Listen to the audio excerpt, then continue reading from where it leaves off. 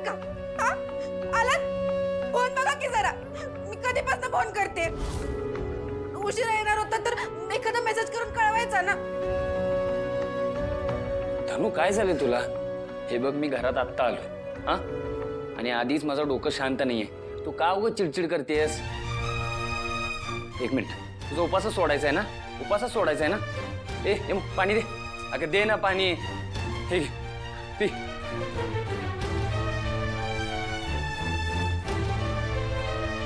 झालं?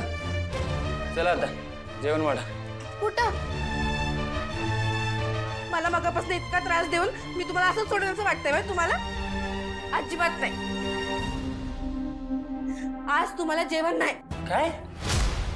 असंच राहा रात्रभर उपाशी. उपास केल्यावर कसं वाटतं ना ते कळू दे तुम्हाला.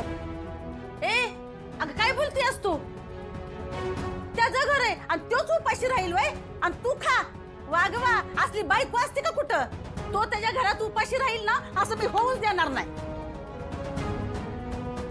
अगं पण आई, दादाचं पण चुकलंय ना. त्याने साधं कळवायला तरी हवं होतं ना वहिनीला. ए गप, तुला काय कळतंय का? आले का साहेब? अरे घरी बायको उपाशी पोटी पाखरवानी वाट बघती, याची जरा तरी जाणीव ठेव ना. ओ तो कामाला गेला होता, तिथं जास्तीचं काम लागलं असेल म्हणून त्यांनी गेला नसेल घरी. पण मग त्यात एवढं काय झालं?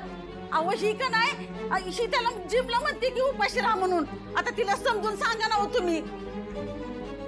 अजिबात नाही ना. यांना मी कालच सांगितलं होतं आज माझा दिवसभर उपास असणार आहे. मग लवकर येणं यांची जबाबदारी नव्हती का? सांगा मला.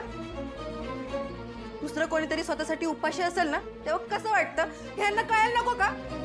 मला बाकी काय माहित नाही. आज यांना जेवण नाही म्हणजे नाही. धनू, दत्तू, या तुमच्या दोघांच्या गोष्टी आहेत, यात आम्हाला घेऊ नका. आम्ही कोणाचीच बाजू घेणार नाही. उषा चल झोप. अहो पर झोप म्हणतो ना. ये मग तू पण झोप.